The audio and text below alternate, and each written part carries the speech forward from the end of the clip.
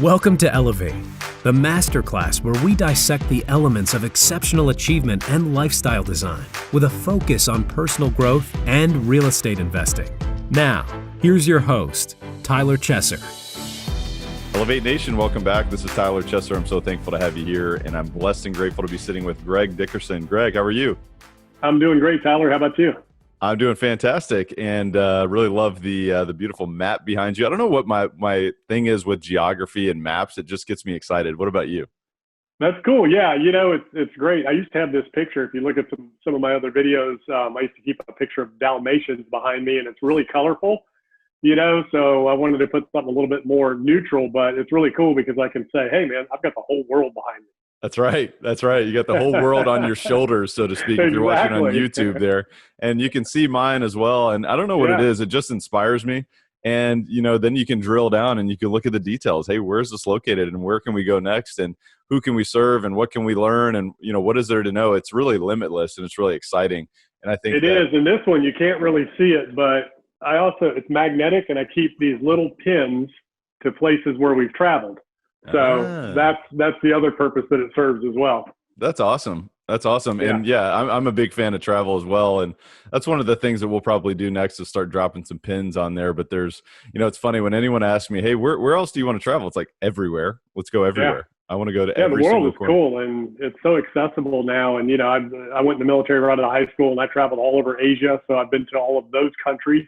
Never done much of Europe. So that's kind of, the countries that I'm exploring now, and would really like to get out and explore more. And of course, we can't go anywhere right now, but we're still in COVID-19, situation here. We're in 2020, July of 2020 still. So anyways. I know it's crazy, but that doesn't mean that the future, that new openings and new possibilities are not going to be available to us. So I know you're on board with that, Greg. And, while we're here, let's welcome Elevate Nation back because it's absolutely time to take it to another level. I have no doubt we're going to do that today. I want to welcome you back to the show where our mission is to identify and apply how the best of the best raise the bar personally and professionally to achieve greatness in real estate, which is a vehicle, as I always say, and beyond, in creating greatness in your life and creating, elevating to a life without limits.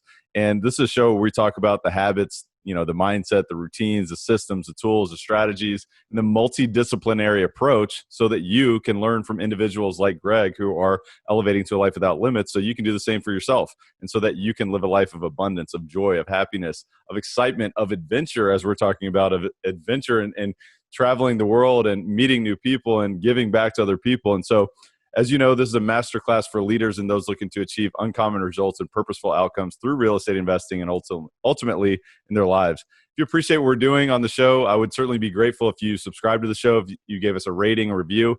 It helps. Our goal is to reach millions of people with the message that you don't have to live a life that you tolerate. You can actually live a life of unlimited abundance. And you know what we're all about here. So I just want to remind you that paying it forward is absolutely key. So share this with someone else. Send this in a text message or post it on social media, whatever you want to do. But ultimately, somebody needs to know this information. Somebody needs to hear this conversation that we're going to have today with Greg. And I'm really excited to introduce you to Greg Dickerson, who is a serial entrepreneur, a real estate developer, a coach, and a mentor. He has bought, developed, and sold over $250 million in real estate. He's built and renovated hundreds of custom homes and commercial buildings. He's developed residential and mixed-use subdivisions and started 12 different companies from the ground up. Greg currently coaches and mentors some of the top entrepreneurs and real estate investors around the world, helping them start, grow, and scale their business, raise more capital, and do bigger deals. Greg's current clients have over $2 billion in assets under management and deals in process. Greg is an expert on the topics of entrepreneurship, leadership, and real estate, and is regularly interviewed on some of the top real estate investing and business podcasts today. And so we're definitely going to add Elevate to that list absolutely now. So really excited about that. And Greg also served in the United States Navy right out of high school and has been a leader in the community, as well as supporting and advising and serving on the boards of several churches, ministries, and nonprofit organizations. So, Greg, with all that said, what an impressive bio, and welcome to the show. Tell us a little bit more about yourself behind the bio.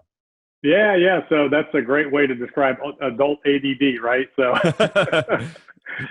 so the cool part is, and for everybody listening, what you talk about in terms of taking your life to the next level of success and things like that, that can be compartmentalized. So you can have that financially, spiritually, mentally, physically, right? So when people say, what's your definition of success? You have all those different areas. So that's one thing to keep in mind as we talk about success. And, obviously today we might be talking more about financial and business and things like that. But, going back, like you said, I joined the Navy right out of high school and, did 4 years. So I started my career, that $250 million that I did in real estate, buying, developing, and selling, was all my own money, no investors, no backers, and no connections. I mean, I started from scratch with absolutely nothing. Nobody in my family were entrepreneurs. None of them had any money. My dad was a career military guy. My mom was a career with Blue Cross and Blue Shield. And, but I had I was a natural born entrepreneur. I had a hard work ethic growing up. My dad went in the Navy, enlisted, came out an officer. I went in, enlisted, did my 4 years. So I come from a blue collar, hard working family, and we were middle class, as when he made it to the officer ranks, we ended up a little bit more middle class than where we started out. As an enlisted military person, you're in the lower income status of the country. It's not a lot of money, great benefits, but you don't get paid a lot of money. So I always had the desire to want to create my own thing, do my own thing, have my own company, my own business. Back then, I had no idea how it was going to happen. I was out of high school, going in the military. But, going back to my childhood ages, I was the kid running around the neighborhood, knocking on your door. If your grass needed cutting, I'd be knocking on your door. Hey, my name's Greg. I live down the street. I need to make some money. Can I cut your grass? And I had a lawnmower and a gas can right there, and I'm 10 years old. So what are you going to say, Because I ain't leaving. I'm like, I'm going to cut your grass. It's only $10. I got everything right here. So, and it's hot, So this was Southern California when I was real little when I started, and then it was Pensacola, Florida, 5th grade to 11th grade. So those are hot, humid climates in the summer. So that was a great way to make some money. And then fall and winter, I'd take my rake, big, pine needle rake in Florida, and I'd take it around the houses. Same thing. I'd knock on your door. I need to make some money. I've got a rake right here. I've got a tarp. I'll rake your pine needle. People hated doing that in Florida in the winter when it was cold. So that's how I learned. I started by knocking on doors, doing whatever it took to make some money, because my parents didn't supply anything. If I wanted to do something, I had to make the money to do it. And then my dad would charge me for using his equipment. So he took 10% of everything I made, wow. Kind of teaching me business, and whatever I did around the house, all the chores, he would pay me for little things here and there. And, when I was old enough to drive and used his car, I had to bring it back full of gas and clean, no matter what condition it was in. And it always was dirty and empty on Friday. I never understood that, until I got a little older, so I'd get it on the weekends. I'd have to clean it and fill it up with gas when I returned it. So. Wow. So where does that drive come from, and where did it come from then? Was it just out of pure necessity and you knew that you needed to make extra money purely from a practical standpoint, or was there something else? Or you always had that innate drive to go and create? Yeah. I was just born that way. So I just, my mom said I had the gift of gab. So I'd be out talking to people. I had no issues knocking on doors. If I wanted something, my dad, they wouldn't give me money. I had to go get it. So like I took martial arts as a kid, and I mean, literally, I'm in, I'm not even old enough to drive yet. This is probably 6th grade. I started in martial arts, and in order to buy the uniform and take the testing, that were like, I don't know, $20, $40, whatever it was back then, I had to go make the money to do it. They would not pay for it. They said, if you want to do this, you need to earn money and pay for it. So, those lessons were taught to me young in terms of how to make money. So that's what's really cool. I learned very young. I can go create money. I can make money from nowhere out of nothing. Obviously you need, something. You need a rake, you need a lawnmower, but, I'd wash your car. So with your equipment, or I'd cut your grass with your equipment. Some people wanted me to use their stuff. So I learned very young that if you want something, you can go out and work for it and create it. The problem was, what I was learning was to work hard, not smart, not efficient, but hard. And I was learning the harder you work, the more you can make. So that's how I was wired, to just work hard, to do whatever it takes. You take care of business first, and then you can go enjoy yourself, So, but as far as wanting to be that entrepreneur, and being a hard worker, I guess, are you born with it or do you learn it? My dad was a very hard worker, and he made me do everything. So maybe that was ingrained in me there. But the entrepreneurial thing, nobody in my family was that way, and that wasn't taught or ingrained in me. They were pushing me to stay in the military as a career. That's all I heard growing up. It wasn't what college. It was like, when you going in the Navy, And every male in my family were all military, so it was like a rite of passage. But I always had that entrepreneurial bug in me. I always had this thing in me that I knew I was created for more. I knew I was built for more. Not that there's anything wrong with having a job. It's just not everybody's wired that way. I was wired for more than just filling a billet, which is what they call it in the military. This episode of Elevate is brought to you by CF Capital, a real estate investment firm formed by myself and my partner, Brian Flaherty, where we invest in multifamily real estate communities across the Southeast United States.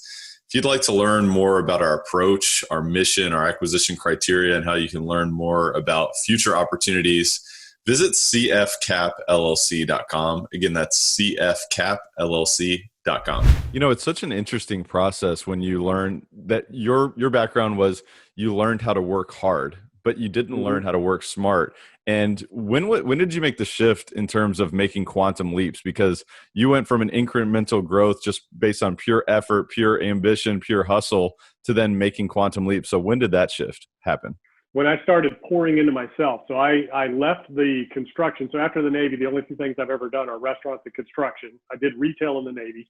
So I learned hard work, discipline, systems, standard operating procedures, redundancy. That's what the military is all about, systems and operating procedures. So that was great training. I had some business training in the retail aspects of the Navy, some accounting and, things like that. You had to go to school for it. So I had a good little background there, but then when I got out, I'd always had my own little side business doing some construction. I was handy. And then I was working in restaurants. That was kind of my background. I worked in restaurants, before I went in the Navy, and went to work for this one company, Lone Star Steakhouses, in their management program. And they had the most unbelievable business training you could get. And they also made you read books. So I started reading these books, The 1 Minute Manager. And there's a series of books about managing people. And that's all about leveraging human resources, and human capital. And then I read Managing by Harold Janine, which he was the CEO of ITT, multi-conglomerate. So this guy's teaching you how to manage, all these different corporations all around the world. They were huge. So that's where I started learning, and the light bulb went off, to where, I was thinking, man, there's only so much I can do with my hands, and starting my own construction business, me doing all the work myself, you're limited.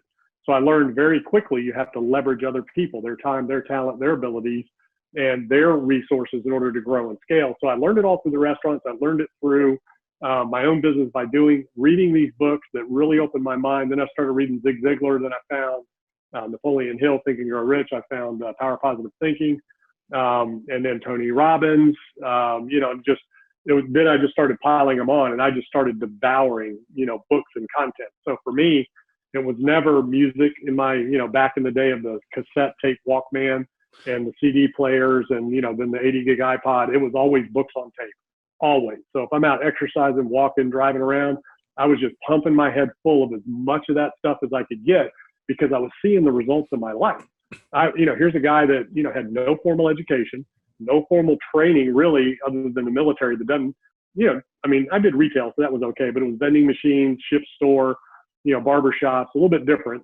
But that restaurant training and that self-education through those books and courses really opened my mind up to, man, you can do anything you want if you educate yourself and you work hard and you work smart. I couldn't agree more. And that's really what this show is all about, is about pouring into yourself. It's about investing in yourself so that you can make quantum leaps, so that you can open your mind to new possibilities rather than, perhaps your surroundings before. And I love one of the quotes that you've, been quoted of before, or quoted in saying before, is that the most profitable investment you can make is in yourself, and that it returns infinitely for the rest of your life, which I could not agree more. And I'd love to know, as you started to make those shifts, how do you continue to make those shifts now, and how are you investing in yourself today? The same way. So I'm constantly reading and studying people that I admire in the business world. The Richard Bransons, the Tillman Fertittas, the Marcus Lemonis, Donald Trump's business career. No matter what you think of him, he has a business and real estate career where he's done some pretty incredible things, even working through bankruptcies and stuff like that. Sam Zell, one of my favorite, real estate investor developers of all time. I'm kind of modeled after him. He does equity capital with companies and real estate. So I read his book back in the day, Maverick Real Estate Investor. That really opened my mind to bigger things. I've studied other, people in the real estate world. Dave Lindahl was one of the old books I read early on. So even today, I study those types of people. I study economists. especially with what's going on right now. I watch CNBC and kind of keep up with, the daily business goings on, the Wall Street Journal, Bloomberg, so I'll watch financial news and just kind of keep up with that. And then, I listen to podcasts, all the top podcasts out there, business podcasts, real estate podcasts, social media marketing, digital marketing, all of that, so you have Gary Vee, Grant Cardone, all the people out there. Grant and I, have a connection. We did an interview together. I've known him for a while. And so I just pour into myself and try to stay as relevant as possible. I'm 53 now, and I didn't send my first email until 2001. Didn't even know how to use any of that stuff. I didn't even have a smartphone until 2011. So, I've embraced technology. I've embraced the internet. I've embraced, digital marketing, e-commerce, and I'm very good with technology now.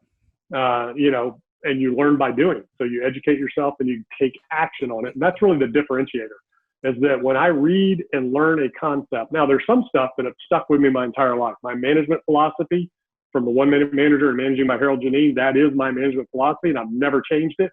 And almost everything that you read or study today is based on those principles, in terms of leading, delegating, motivating, managing, recruiting, hiring, training. That's all in that system. And everybody else that, has kind of come from that world of it, even going back to like Simon Sinek, start with why. I mean, we were doing that way back in the day. The one thing, Gary Keller, we were doing that. Those are not new concepts. There's nothing new under the sun. So I learned, find something that works, stick with it, and drill down on it. Chet Holmes, one of the greatest marketers of all time, the ultimate sales machine, talks about that. Don't do 100 things, okay, do, maybe 10 things extremely well. And even drill that down even more to do one thing better than anybody else. And that's how you become number one in your industry, or top in your industry. So those are the philosophies that I was fortunate enough to learn by reading through those books, studying those people. And I continue to pour into myself. I'll review some of the old stuff, keep up with the new stuff, because from a technology standpoint and the way we do business, that has changed and evolved. But as far as recruiting, hiring, training, leading, delegating, motivating, there's nothing new under the sun there. People are people. We're emotional beings. We respond to things certain ways. And it's all about helping other people, produce good results through visionary leadership, giving them ownership, and providing clear direction and knowing certain terms exactly what you expect from people to win, and holding them accountable to that goal, providing that instant feedback, and rewarding good performance, and then redirecting poor performance in a way that they understand that it's about the behavior and the result, not the individual. So that's, the big system in a nutshell, down to the, where it meets the street. Yeah, it's so much value there. And I just love how humble you are and how you show up with humility in the way that you learn and the way that you digest information, the way that you digest data and, gain insights yourself, and, bring that as a leader, whether you're leading yourself or other people, and you recognize that leveraging human capital is really the key to making those quantum leaps, but then also plugging in and being willing to adapt and being willing to adjust your approach, whether it's from a technological standpoint or whether it's based on what's happening in the economy. And I know you and I even had a recent conversation where you talked about wartime economics, and perhaps that's where we are right now. I definitely want to get into that. But before we get there, one thing that seems to be so appropriate for this part of our conversation is the role of mindset, because if you approach all of this avalanche and overabundance of information that we all have, the access to at our fingertips at any point in time, it's about your psychology. It's about how do you approach this and how do you act? How do you take massive action? So I'd love to know, what role has mindset played in the way that you've grown and the way that you continue to grow today? So number one, leadership's all about serving. So it's my moral obligation, my responsibility to be the best I can be, so I can serve everybody else that I do business with in my organization, whether they work under me. And I always flip that pyramid upside down. So the CEO's at the bottom serving up. So I have to give everybody in that organization everything they need: tools, training, systems, and support to be successful in that clear direction. So it all starts there, from bettering yourself so you can be the best you can be at every level of the organization, and showing up the right way with the right tools and the right information So that's mindset. So the mindset's a little different than what a lot of people think. A lot of people think mindset in terms of, law of attraction, manifestation, things like that. What mindset is two things. Number one, it's realizing you don't know what you don't know. And the more you know, the more you realize you don't know. That's number one. You got to realize, man, I don't know anything. No matter how far I get, I don't know anything. There's always somebody better. There's always somebody who knows more, and I can learn everything from everybody, not just something from somebody or some circumstance. I can learn everything from everybody in every circumstance. So any environment I'm in, mindset, instead of sitting in a seminar going, I've heard this all before, this guy doesn't know anything. What I do is I sit there and say, okay, I may have heard this, but I may not have heard it this way applied in that fashion. So I always look for the gems in every single situation, every setting, every podcast, every video, every seminar, every book. What is there new in here in the application of this knowledge and wisdom that I've never seen before? That's really the first step in a mindset, is understanding that, you have unlimited capacity here if you use it and allow it to come in and try to look for it in different ways in every situation. And, the more you know, the more opportunities you'll see. So by embracing what it is you don't know, instead of having this ego, like in my companies, I look for people who are better, smarter, more efficient than me, that were experienced. And I learned from them. Even my own employees have been some of my mentors. I hire people with, MBAs to come work for me. I'm not a college grad. I had no ego, no intimidation, no nothing. I was like, I don't know what you know. You went to school, you have to teach me what you know. Teach me what they taught you. And I would sit down and I would ask questions. And that's the other thing, is asking questions versus telling people what you know or trying to show what you know.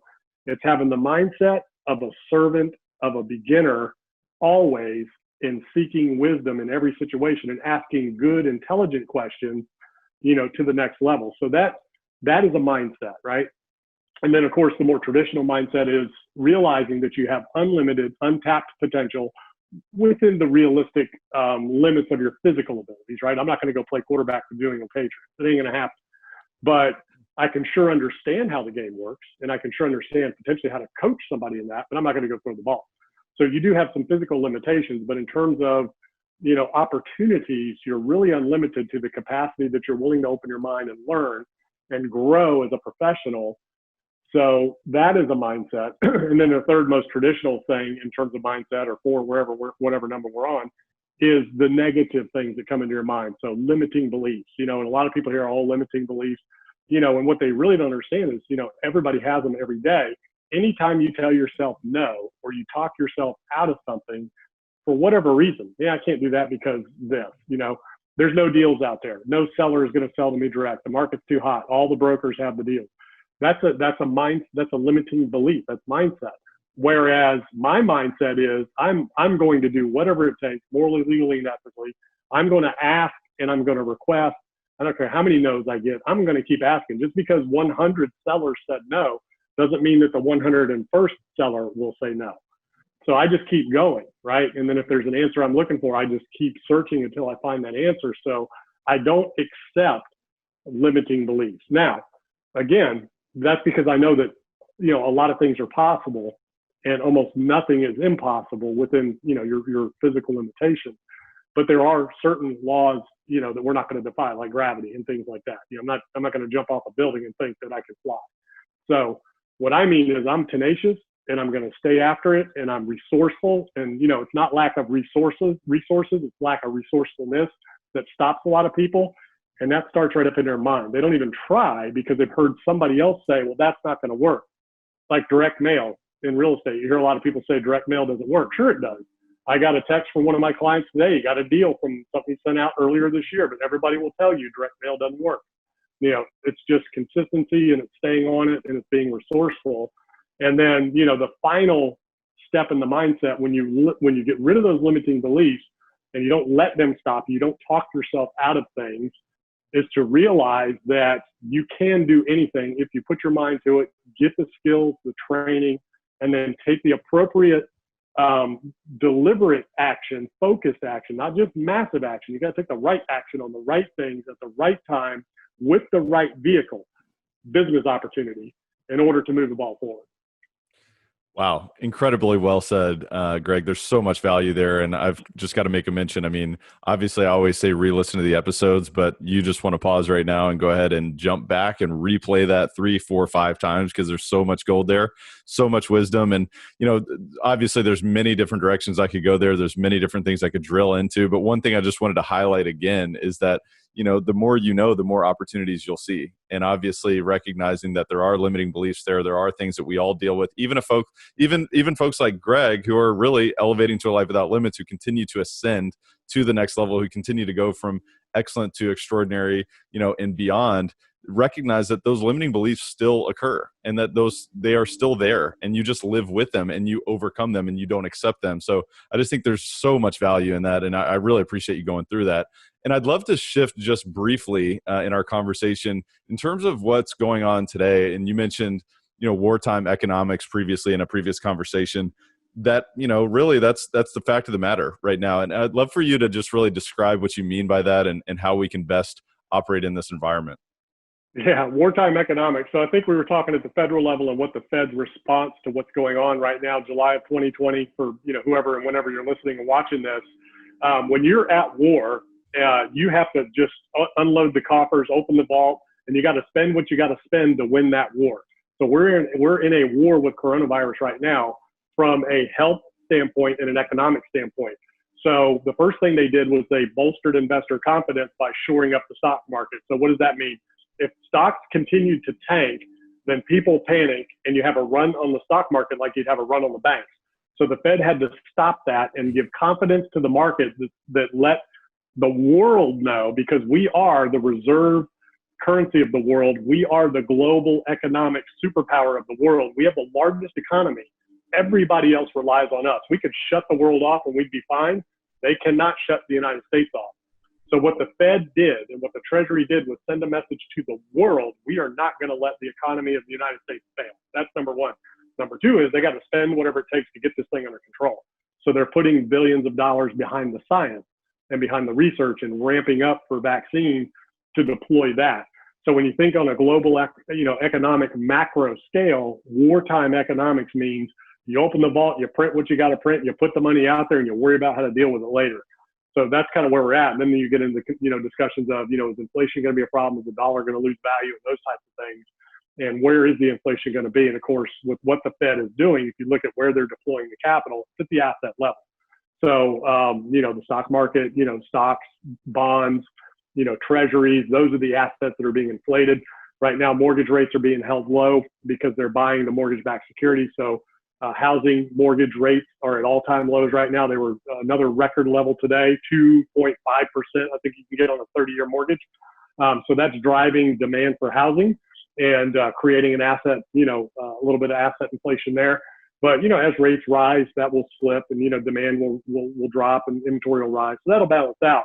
The real question everybody has is all this money that the Fed has put out there buying treasuries, buying corporate, bonds, buying mortgage-backed securities, what is that going to do, for inflation? And again, we're already seeing that at the asset level.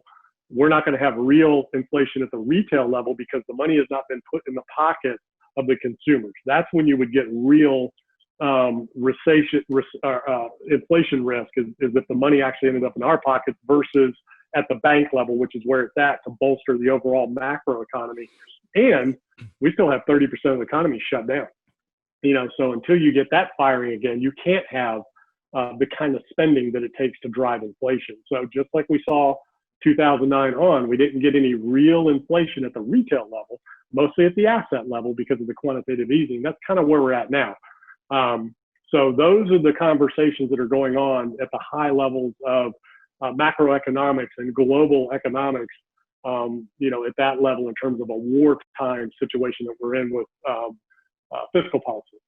I just think it's so important for real estate investors, whether you're doing business on a large scale, a medium scale, a small scale, or if you're looking to get into the space, or if you're operating a business, to be fully cognizant of what's going on from a macroeconomic standpoint, whether it's nationwide, globally, or what have you. And obviously today we live in a global economy. So what's going on across the world? What are these different factors? How can we skate where the puck is going? How can we get ahead of the issues? How can we capture opportunities? Because the more you know, the more opportunities become available to you. So, what are you seeing in terms of opportunities, over the next 12, 18 months, so to speak, in terms of real estate investing and real estate opportunities itself? So obviously housing. So people need food, they need water, they need housing, right? Those are the three things that you cannot live without as a human race. So those three areas of investment, when you think about food and water, how can you invest in that and make money? Well, there's ways from an e-commerce level that you can, a retail level where you can participate in that in a number of different ways. And from a real estate standpoint, you can own facilities that transport those goods and services. Water needs land, in terms of bottled water, in terms of treatment plants, things like that. There's ways to invest in infrastructure that produce clean water and produce more of it. And then you have the bottled water in the consumer market for water in general.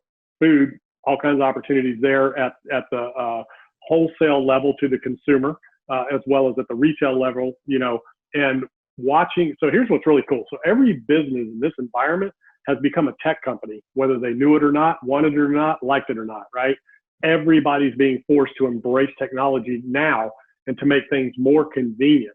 So that's where the real opportunities are from an investment standpoint. So if you think about real estate, how can you position yourself to take advantage of the forward trends with technology that everybody's embracing, with food delivery services and takeout services, from water consumption, and at a retail level of bottled water and goods and things like that, at a wholesale level of creating opportunities through housing, right? So rental housing. So now you're seeing single family home rental demand rising, turnkey real estate opportunities rising, where people are just looking for turnkey rentals to own.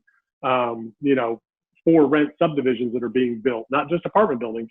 And then you have the workforce leaving urban cores and companies not requiring people to have to come to a city to work now. They're opening that up across borders where people can work from where they are. So that's creating different opportunities from, a retail level, wholesale level, and from a housing level. So it's really interesting, what's going on in society and the economy right now, and what it's going to look like, a year or two from now, once we get this behind us.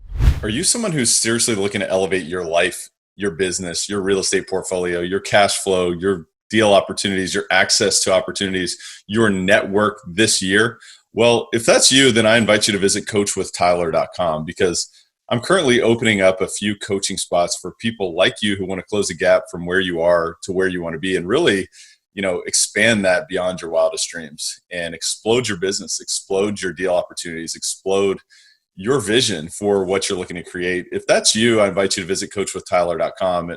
I really have to tell you that this is not for everyone. This is only for those who are decisive. They're committed. They're willing to do whatever it takes. They're willing to invest time, energy, and resources into themselves to get to where they want to be and to live a life without limits, to elevate to a life without limits, which is really what we're all about on this show. If that is you, again, I invite you to visit coachwithtyler.com. Again, that's coachwithtyler.com.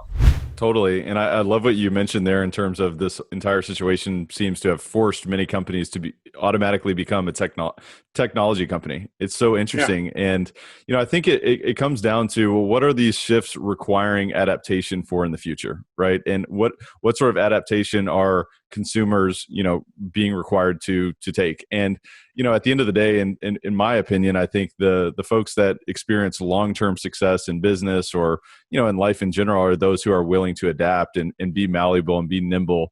And so I'd love to just kind of talk about adaptation and what role that has played for you in your life and in your career. Embracing e-commerce. So, anybody listening to this, if you're thinking, man, I'm an entrepreneur, what sector do I get into? E-commerce. So e-commerce is anything, goods or services that you can sell online. Doesn't matter what it is. Online education is booming. That's one of my ventures now, is creating a school of entrepreneurship with courses on different things. That's just a huge booming business. E-commerce in terms of all kinds of different goods and services being sold digitally, as well as physical products. Amazon's starting that trend. Everybody's getting into that now. That's going to require fulfillment, distribution centers, storage, things like that, and delivery, at certain levels. So E-commerce is where it's at. If you can do business and generate revenue without having to house physical products and leverage your intellectual capital, that's the biggest ROI out there right now, and it's the most scalable. So if you have the ability and the wherewithal to get into that space, that's where it's at. I think everybody should have an e-commerce business and focus on that and blow that up, and then you can redeploy the cash into other assets as you go along. That's awesome. And I think you just planted many seeds there. So I think there's a lot of folks whose wheels are turning on what sort of opportunities they can create. And that's the exciting thing about this, is that there's no limits on what you can create, what excites you, what really, speaks to you, and what value can you bring to the world, and what's relevant, what is in demand. So, what are you most excited about these days, Greg? I know that obviously it seems like you've got many things on your plate and you've got many things that you're excited about, but what would you point to as being most excited about? From a business model standpoint, this whole e-commerce. So I've just ventured into this space over the last couple of years. So I'm really excited about that and the opportunity there. And, what's really cool about that is, solving problems. So as an entrepreneur, we solve problems, right? That's what we do. We create opportunity out of nothing by solving problems. And you said the key word, demand. So a lot of people think, man, I need to create a market. I need to think something up, create demand for something. Really what you need to do is look at where is the demand already and what is the problem that market is having with something, where you can solve, that problem, and you can, create a solution to the problem at scale. That's where the opportunities are. Airbnb, right? There was a demand for a product, and they created a platform where people can find housing. It started out with couch surfing and renting bedrooms, and then it turned into housing. Uber, same kind of thing, right? There was a demand. The problem was the taxi service, the taxi industry, and there was more people wanting ride share and wanting to consolidate. So, Uber. So if you start thinking on those levels, at all levels, Open Door, OfferPad, people that are buying houses, they're tech platforms, right? Where WeWork messed up was actually taking on leases and owning properties versus just being a platform. They should have just been a platform, to deliver that space, because that's still a huge need and a huge problem that needs to get resolved. I saw another one the other day, swimming pools. Now you can rent your swimming pool out by the hour. There's a platform, for that, like an Airbnb for swimming pools, So that's smart. Wherever there's already a market, you have millions of people going to beaches right now because they can't fly all around the world. So how do you get in front of that, and participate in something there? What is that pent up demand that's driving to that destination already? What do they need? How can you serve them? And then you think about like the health crisis, people are making millions of dollars with, PPE, masks, things like that. Now that's gonna be a short-term thing potentially, but still there's an opportunity to just shift and then get ahead of that demand that's already there and solve a problem that has arrived. So those are the types of things you want to think about. Take something that's already there, make it better, bring it out mass, find a market that has pent up, built up demand where you can deliver, that has a problem, where you can deliver a better solution, and go from there.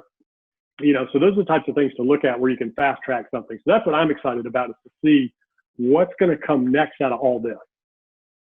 I love just the innovative thinking that, the approach that you take. And I think it's exciting. It's inspiring. It's, it stokes my curiosity to be more curious and to go find more opportunities and more information, so that I'm more aware of those opportunities. And I know that many others would share that sort of excitement. And I love that. So I wanted to talk more about you pouring into yourself, and how do you continue to do that? One thing that I find fascinating is that I believe to go from excellent to extraordinary, it's more of like a 2 millimeter shift. So what are you doing to sort of, slightly shift your approach and, raise the bar? So I'd love to know, how are you raising the bar today, whether it's personally or professionally, to kind of get to that next level yourself? Staying sharp. So again, constantly of the mindset of a learner, seeker of wisdom, trying to learn something from every situation, from everybody, and not assuming I already know it all and there's nothing new to learn.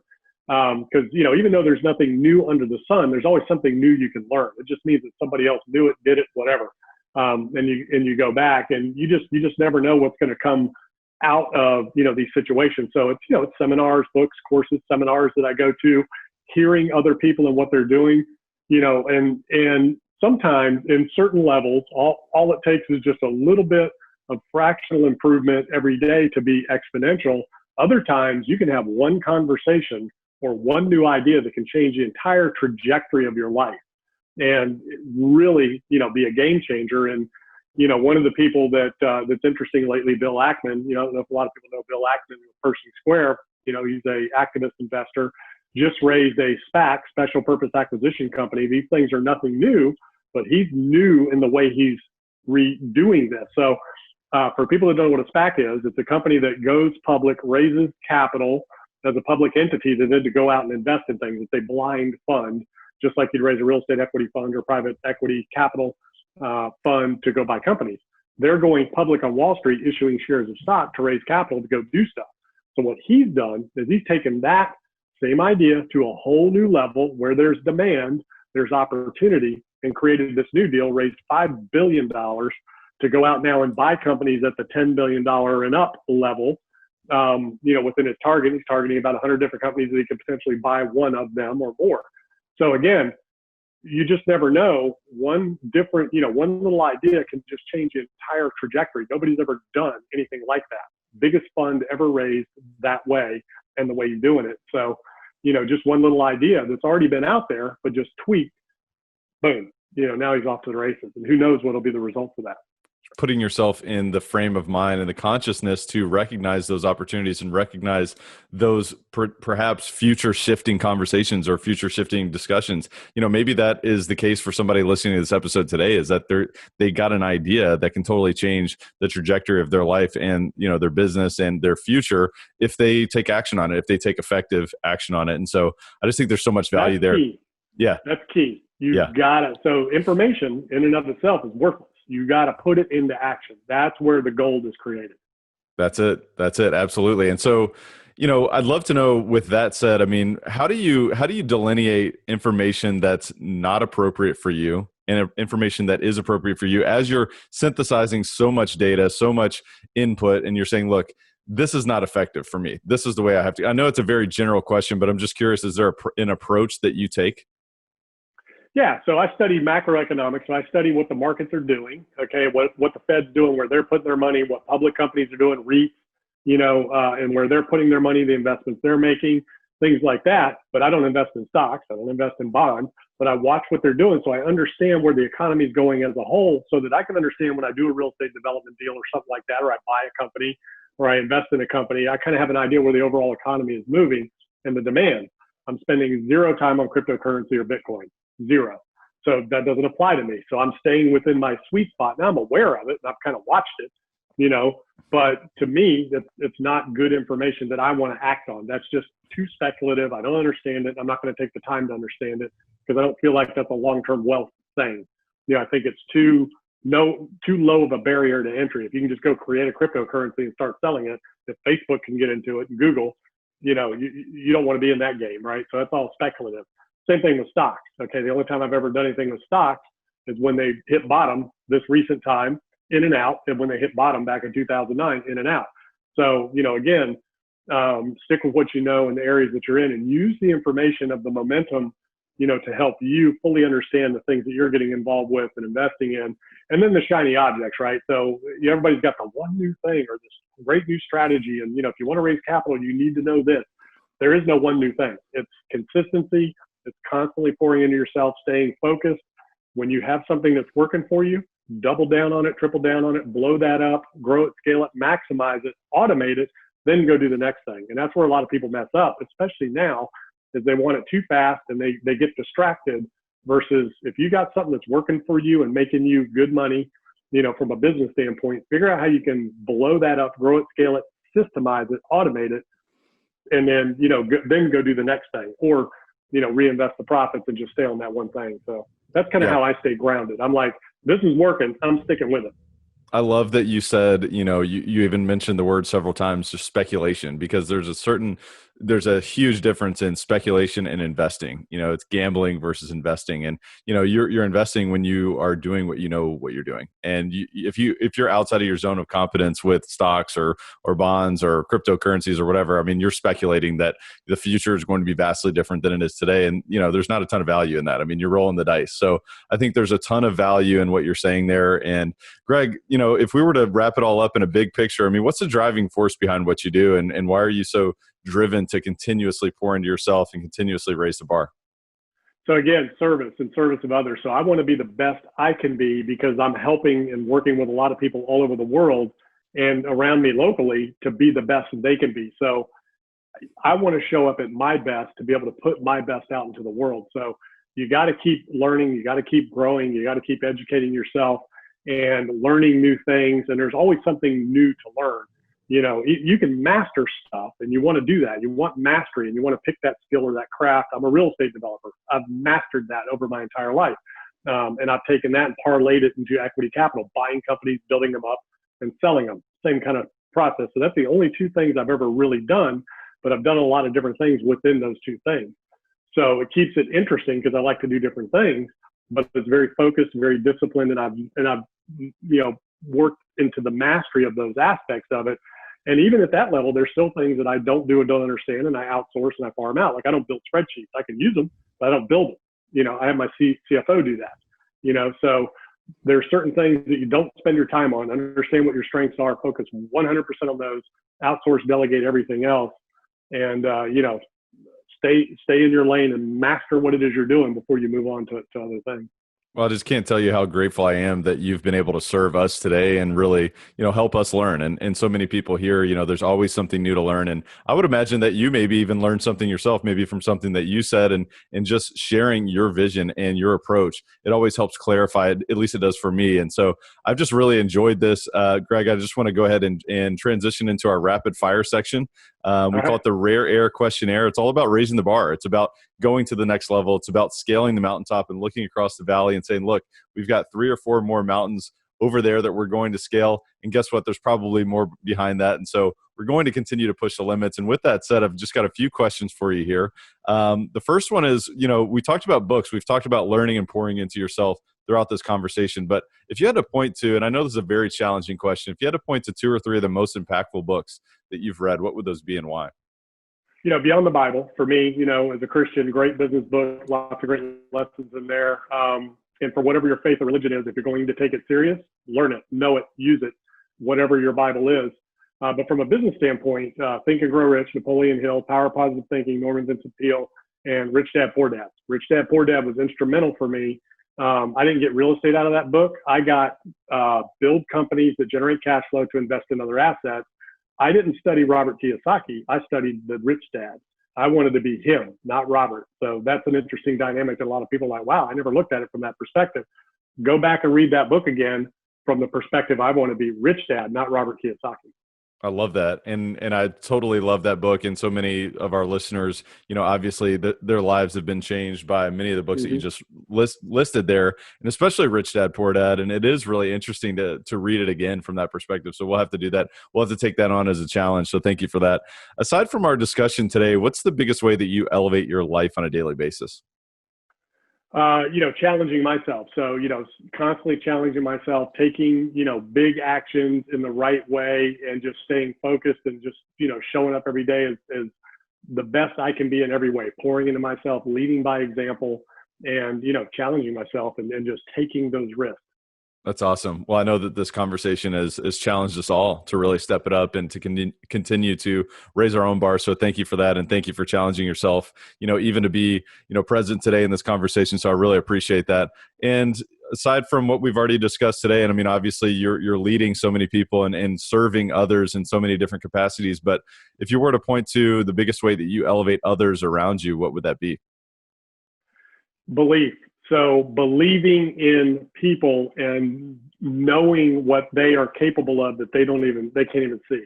So one of my gifting is finding what people were created to be on this earth, finding those God-given talents that they didn't even know they had and helping them bring it out. A lot of people just can't see what they can't see. So believing in them, knowing what they can do when they don't even know they can do it, and believing for them until they can believe for themselves. That's probably the biggest thing. That's awesome. That's huge. And I believe that anything is possible. I believe that anybody listening to this show can do anything that they want in their life as long as they get the appropriate information, if they recognize their own psychology, if they recognize that if they can take effective action, course correct along the way, and bring other people in on the process, that anything is possible. And you've really showed us that today, Greg. So I really, really appreciate that. Is there any other parting thoughts or words of wisdom that you share with Elevate Nation today? Surround yourself with big thinkers. Surround yourself with people that believe for you, believe with you, that will believe in you. Everybody needs somebody that will believe in them, and you need people that are at higher levels than you to challenge you to rise up. So if you're constantly hanging around with people that you're the highest net worth in your network, you have the most, the most skills, the most knowledge, you're in the wrong group. You've got to up your level. Now, I'm not saying get rid of everybody in your life that's not at your level. What I'm saying is be careful where you get your advice. Surround yourself with people that can help you bring your game up, that can help up level you and will believe in you. It always helps to have somebody encourage you, and then you go out and encourage others. So you should always be encouraging others, believing in others, helping others, and having somebody doing the same for you. That's amazing. That's amazing. Pull someone else up and let someone else pull you up while they enjoy the process as well. And Greg, what an amazing conversation. I really, really appreciate you taking time today. And thank you for pouring in to others and to Elevate Nation today. I really just want to thank you for that. I really want to honor you for your continued growth and your continued commitment to not only yourself, but leading others and pulling others up along the way. Tell the listeners how they can learn more about what you do and get engaged with you and your company. Yeah, gregdickerson.com. That's my website. It has everything. All the information is there. I've got a YouTube channel where I put out, short little tidbits every day about the kind of stuff we're talking about. And, what I'll leave everybody with is you have a choice of how to show up every day. I could have showed up to this thing and, hey, how's it going? What's up? No, I studied you. I studied your company. I studied the message you were looking for. I prepared myself so I could show up the best I could show up today, not just show up. So when you wake up every day, you've got two choices how you can show up. You can show up, or you can show up the best possible way you can show up. So don't settle for mediocrity. Show up your best every single day, all day.